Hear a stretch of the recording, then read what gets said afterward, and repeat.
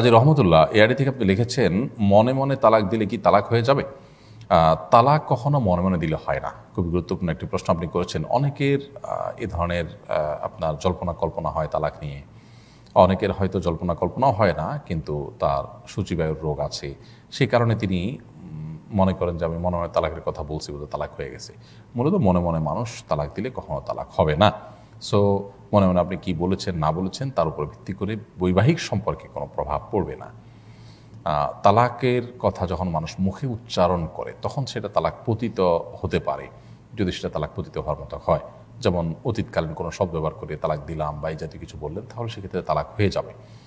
আর ভবিষ্যৎকালীন যদি শব্দ ব্যবহার করেন তালাক দেব বা তালাক দেওয়ার পরিকল্পনা করব ইত্যাদি ইত্যাদি, তাহলে এগুলোর কারণে তালাক পতিত হয় না।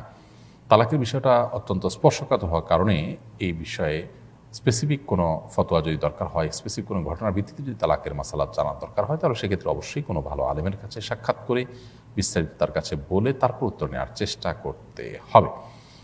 আর মৌলিক কথা এটাই যে মনে মনে তালাকের কথা যতই বলুক না কেন তাতে তালাক পতিত হবে না।